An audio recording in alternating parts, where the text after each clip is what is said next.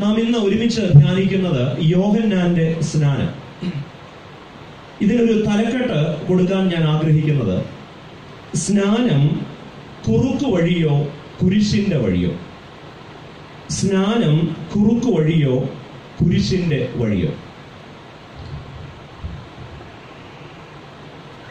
യോഹന്നാന്റെ സ്നാനം പലപ്പോഴും എപ്പിസ്കോപ്പൽ സഭകളുടെ വിശ്വാസ ആചാരങ്ങൾ തെറ്റാണ് എന്ന് സ്ഥാപിക്കാൻ പലപ്പോഴും ഉപയോഗിക്കപ്പെടുന്ന ഒരു ഭാഗമാണ്. ചില ആളുകളൊക്കെ വീട്ടിൽ വന്നിട്ട് നമ്മളോട് പറയും, ഇങ്ങനെയൊക്കെ നടന്നാൽ മതിയോ? സ്വർഗത്തിൽ പോകണ്ടേ? രക്ഷിക്കപ്പെടണ്ടേ?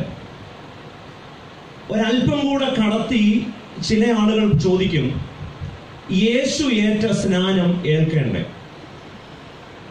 എന്നാൽ രസകരമായ ഒരു വസ്തുത, യേശു 3.5 കൊല്ലം ഒത്തിരി കാര്യങ്ങൾ ചെയ്തു. അതിൽ എടുത്തു പറയുന്നത് ഇത് മാത്രമേ ഉള്ളൂ. യേശുവിന് ഉടുതുണിക്ക് മറുതുണി ഇല്ലാതെ ജീവിച്ചവന്, സ്വന്തമായി ഒരു കല്ലറ പോലും ഇല്ലാതിരുന്നവനാണ്. നമുക്ക് അതുപോലെ ആകാമെന്ന് ആരെങ്കിലും പറഞ്ഞു കേട്ടിട്ടുണ്ടോ? യേശു കല്യാണം കഴിച്ചിട്ടില്ല. എന്തിനാ കല്യാണം കഴിക്കുന്നത്? അപ്പോൾ ഈ മുങ്ങിയത് മാത്രമേ ഉള്ളൂ ഈ 3.5 കൊല്ലം എടുത്തു പറയാൻ.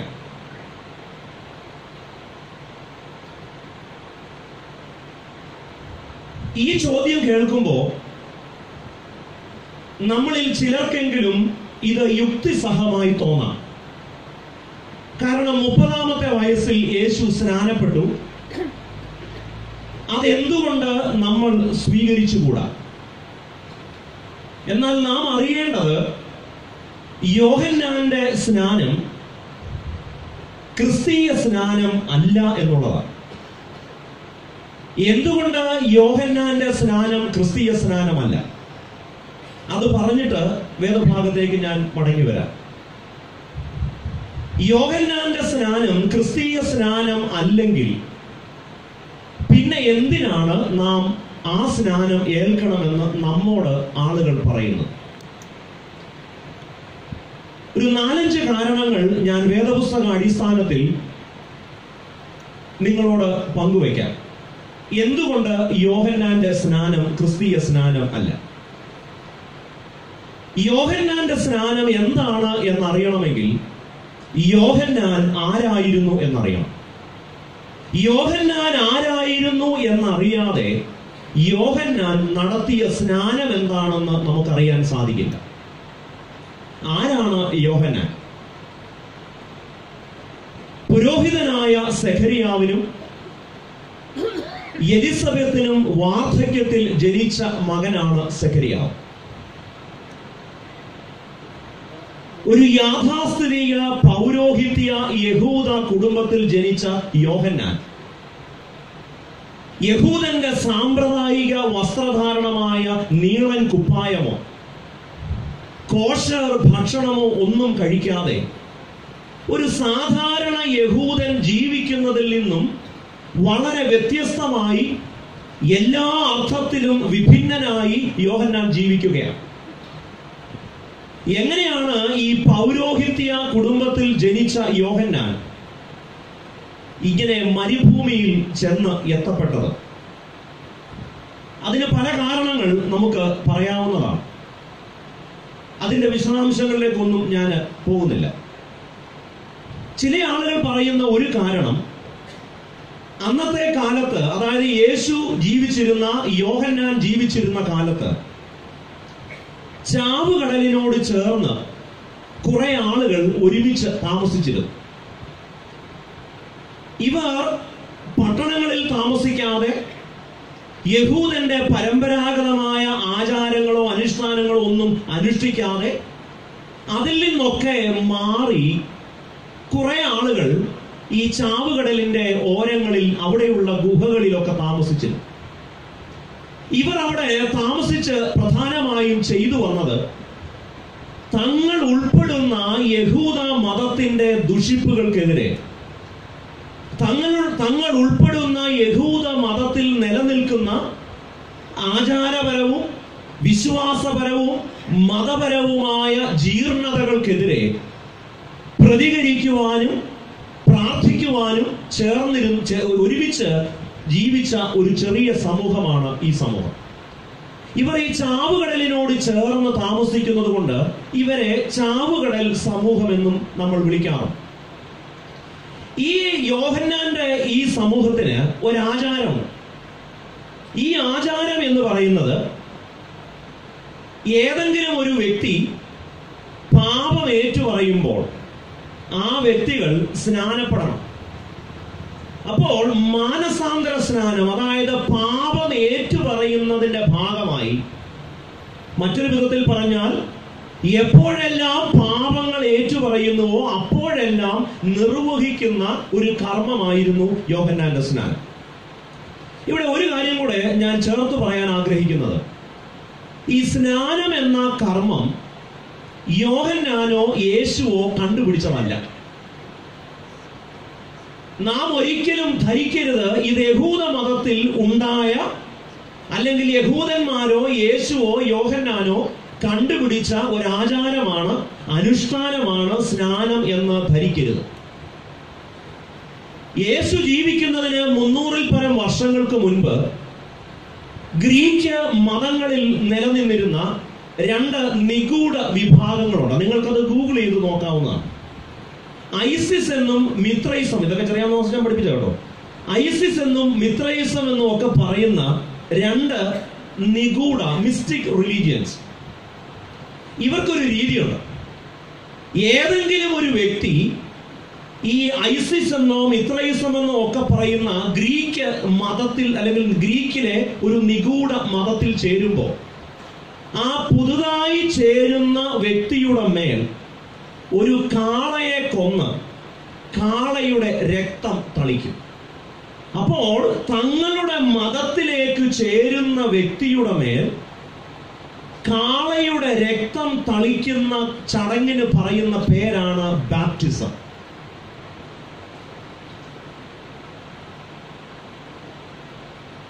ഇവിടെ രസകരമായ ഒരു കാര്യം കൂടെയുണ്ട്.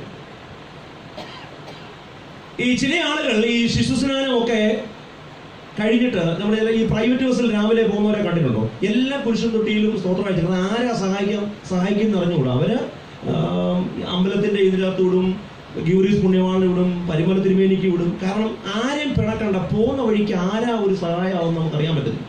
അതുകൊണ്ട് ചെറുതേറ്റു, ഇനിയും വലുതുകൂടെ ഏറ്റിരിക്കട്ടെ, ഇനി അതിന്റെ ഒരു കുറവ് വേണ്ട. ഇനി അങ്ങനെ അങ്ങോട്ട് ഏറ്റു കഴിയുമ്പോൾ ആദ്യം ഈ കഴുത്തെ കിടക്കുന്നത് അങ്ങ് പറിക്കും. അപ്പോൾ അവർ പറയുന്ന ഒരു കാര്യം, ഇത് ഹൈന്ദവ മതത്തിൽ നിന്ന് വന്നു ചേർന്നതാണ്. ഞങ്ങൾ ക്രിസ്തീയമല്ലാത്തതൊന്നും, ക്രിസ്തു മതത്തിൽ ഉളവായതല്ലാത്തതൊന്നും ഞങ്ങൾ സ്വീകരിക്കില്ല. അങ്ങനെയാണെങ്കിൽ ഹൈന്ദവ മതത്തിൽ നിന്ന് വന്ന മിന്ന് പറിച്ചു കളയണമെങ്കിൽ, അല്ലെങ്കിൽ അത് ഹൈന്ദവമാണ് എന്നതുകൊണ്ട് അത് വേണ്ട എന്ന് തീരുമാനിക്കുന്നെങ്കിൽ ആദ്യം നിർത്തേണ്ടത് ഏതാണ്?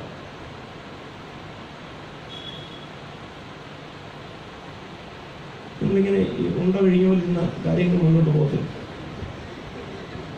അതുകൊണ്ടൊരു മിന്ന് അക്രൈസ്തവമാണ്, അത് സ്വീകരിച്ചുകൂടാ എന്ന് പറയുന്നവർ ആദ്യം നിർത്തേണ്ടത് സ്നാനമാണ്. കാരണം അത് ഒരു പ്രാകൃത നിഗൂഢ മതത്തിൽ നിന്നും പിന്നീട് വന്നു ചേർന്നതാണ്.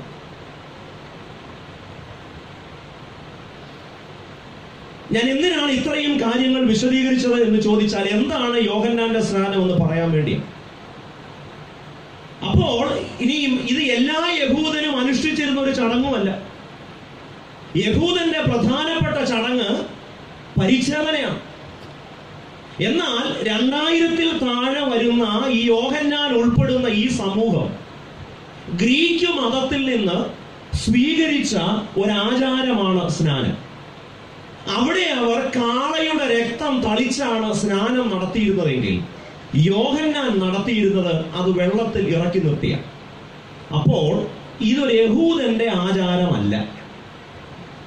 2, എല്ലാ യഹൂദനും ഇത് അനുഷ്ഠിച്ചിരുന്നുമില്ല. അതിലുപരി ഇത് മാനസാന്തര സ്നാനമാണ്. പാപം ഏറ്റുപറയുന്നതിന്റെ അടയാളമായി ചെയ്യുന്ന ഒന്നായിരുന്നു യോഹന്നാന്റെ സ്നാനം. രണ്ടാമത്തെ കാരണം, പൗലോസ് അപ്പോസ്തലൻ റോമാലേഖനം എഴുതുമ്പോൾ അതിന്റെ 6-ാം അധ്യായത്തിന്റെ 2-3 വാക്യങ്ങളിൽ പറയുന്നുണ്ട്, ക്രിസ്തുവിനോട് ചേരുവാൻ സ്നാനമേറ്റിരിക്കുന്ന നിങ്ങൾ എല്ലാവരും അവന്റെ മരണത്തിൽ പങ്കാളികളാകുന്നുവല്ലോ. ക്രിസ്തീയ സ്നാനം എന്ന് പറയുന്നത് മാനസാന്തര സ്നാനമല്ല. അത് യേശുവിന്റെ മരണത്തോടും പുനരുത്ഥാനത്തോടും അനുരൂപപ്പെടുന്നതാണ്. നമ്മുടെ CSI എനിക്ക് അറിയത്തില്ല, ക്ഷമിക്കണേ. മർത്തോമായിലെ മാമോദീസ ക്രമത്തിൽ മാമോദീസ നടത്തുമ്പോൾ അവിടെ പറയുന്നൊരു പ്രാർത്ഥന, കർത്താവേ നിന്റെ മരണത്തോടും പുനരുത്ഥാനത്തോടുമുള്ള അനുരൂപതയും നൽകണമേ. അതുകൊണ്ട് ക്രിസ്തീയ സ്നാനം എന്ന് പറയുന്നത് യോഹന്നാൻ യോർദാനിൽ നടത്തിയ മാനസാന്തര സ്നാനമല്ല. ഇത് യേശു ക്രിസ്തുവിന്റെ മരണത്തോടും പുനരുത്ഥാനത്തോടുമുള്ള അനുരൂപപ്പെടലാണ്. സ്നാനത്തിന്റെ ഉള്ളടക്കം നമ്മുടെ കർത്താവിന്റെ മരണവും ഉയർത്തെഴുന്നേൽപ്പുമാണ്. യോഹന്നാൻ നടത്തിയ സ്നാനത്തിന്റെ ഉള്ളടക്കം യേശുവിന്റെ മരണമോ ഉയർത്തെഴുന്നേൽപ്പോ അല്ല. കാരണം 3, നമ്മുടെ കർത്താവ് സ്വർഗാരോഹണം ചെയ്യുന്നതിന് മുൻപ് ശിഷ്യന്മാരെ എല്ലാം അടുത്ത് വിളിച്ചിട്ട് അവരോടൊരു കാര്യം പറഞ്ഞു. ആകയാൽ നിങ്ങൾ പുറപ്പെട്ട് എന്ത് ചെയ്യണം?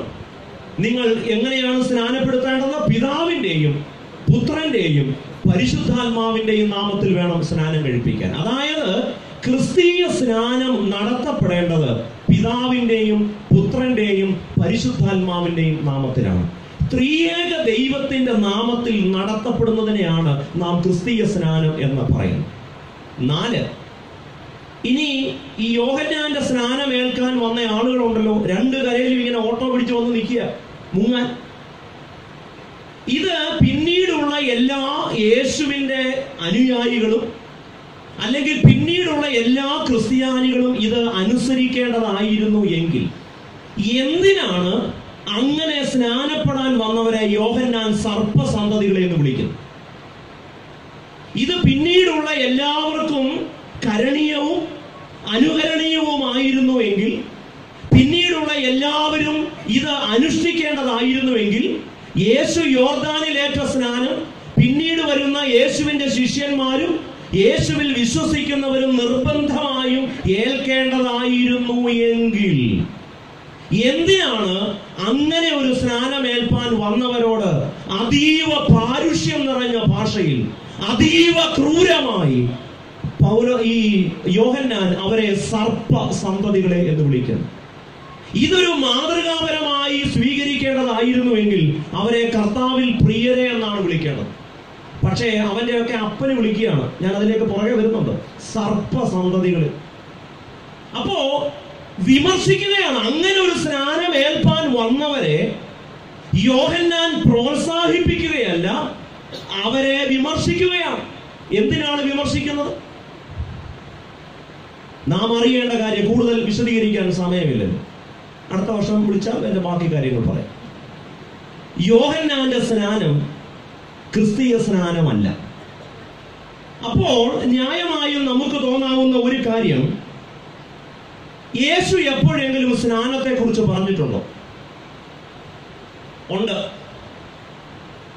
താൻ സ്നാനം ഏൽക്കുന്നതിനെ കുറിച്ച് യേശു എവിടെയെങ്കിലും എന്തെങ്കിലും സൂചന തന്നിട്ടുണ്ടോ? ഉണ്ട്. മർക്കോസിന്റെ സുവിശേഷം 10-ാം അധ്യായം അതിന്റെ 35 മുതൽ 45 വരെയുള്ള വാക്യങ്ങൾ, അതിൽ ഏതാനും ചില വാക്യങ്ങൾ ഞാൻ വായിക്കാം. സെബദി മക്കളായ യാക്കോബും യോഹന്നാനും അവന്റെ അടുക്കൽ വന്ന് അവനോട്, ഗുരു, ഞങ്ങൾ നിന്നോട് യാചിപ്പാൻ പോകുന്നത് ഞങ്ങൾക്ക് ചെയ്തു തരുവാൻ അപേക്ഷിക്കുന്നു എന്ന് പറഞ്ഞു. അവൻ അവരോട്, ഞാൻ നിങ്ങൾക്ക് എന്ത് ചെയ്തു തരുവാൻ നിങ്ങൾ ആഗ്രഹിക്കുന്നു എന്ന് ചോദിച്ചു. നിന്റെ മഹത്വത്തിൽ ഒരുത്തൻ നിന്റെ ഇടത്തും ഒരുത്തൻ നിന്റെ വലത്തും ഇരിപ്പാൻ വരം നൽകണം എന്ന് അവർ പറഞ്ഞു. അടുത്ത വാചകം ശ്രദ്ധിക്കണം. യേശു അവരോട്, നിങ്ങൾ യാചിക്കുന്നത് ഇന്നതെന്ന് നിങ്ങൾ അറിയുന്നില്ല. ഞാൻ കുടിക്കുന്ന പാനപാത്രം കുടിപ്പാനും ഞാൻ ഏൽക്കുന്ന സ്നാനമേൽപ്പാനും നിങ്ങൾക്ക് കഴിയും. സെബദി മക്കളായ യാക്കോബും യോഹന്നാനും യേശുവിന്റെ അടുക്കൽ വന്നിട്ട് ചോദിക്കുകയാണ്, ഞങ്ങളൊരു കാര്യം പറഞ്ഞ വല്ലതും വിചാരിക്കൂ. നമുക്കറിയാം, നമ്മുടെയൊക്കെ വീട്ടിൽ നമ്മുടെ പിള്ളേരോ ഭാര്യമാരോ അപ്പന്മാരുടെ അടുക്കലൊക്കെ വന്നിട്ട് അച്ഛാ വല്ലാതെ ക്ഷീണിച്ചിരിക്കുന്നല്ലോ എന്ന് പറയുമ്പോഴേ ഓർത്തോണം ഇന്ന് എന്തോ കാര്യം സാധിക്കാണ്. അപ്പൊ ഇവര് രാവിലെ മുതൽ ഇങ്ങനെ യേശുവിന്റെ അടുക്കൽ നടക്കുക. ഞങ്ങൾ എന്തെങ്കിലും ചോദിച്ചാൽ, ഞങ്ങളൊരു കാര്യം ചോദിച്ചാൽ വല്ലതും വിചാരിക്കൂ. കുറെ കഴിഞ്ഞപ്പോൾ യേശു പറഞ്ഞു, എന്നാ ചോദിക്കും. അപ്പോഴാണ് അവർ പറയുന്നത് ഒരു കുഞ്ഞാഗ്രഹം. എന്താണ് ആ കുഞ്ഞാഗ്രഹം? ഒരുത്തൻ നിന്റെ വലത്തും ഒരുത്തൻ നിന്റെ ഇടത്തും ഇരിപ്പാൻ വരം നൽകണം. വളരെ രസമാണ്. അത് യഹൂദന്റെ വിശ്വാസം അനുസരിച്ച് വലതുഭാഗമാണ് നല്ലത്. ഇപ്പോ നമ്മുടെ അവസാനം ചെറിയാവുന്ന ദിവസത്തിന് ആശീർവാദം പറയുമ്പോൾ കർത്താവ് തന്റെ ഇടം കൈ നീട്ടി നിങ്ങളെ അനുഗ്രഹിക്കട്ടെ എന്ന് പറഞ്ഞാൽ നിങ്ങൾ വെറുതെ വിടൂ. നല്ലൊരു അച്ഛനായിരുന്നു, പാവം, ഓർമ്മപശായി. കാരണം നമ്മൾ ഈ വലം കൈയുള്ള അനുഗ്രഹം എടുക്കത്തുള്ളൂ. ഇത് കേട്ടാൽ തോന്നുന്നു കർത്താവിന്റെ ഇടത് കൈക്ക് സ്ട്രോക്ക് വന്നിരിക്കുകയാണ്. ഒരിക്കലും ഇടം കൈ കൊണ്ട് കർത്താവ് അനുഗ്രഹിക്കുന്ന മുഴുവൻ വലത് കൈ. നമ്മുടെ ഈ വിശ്വാസം അങ്ങനെയാണ്.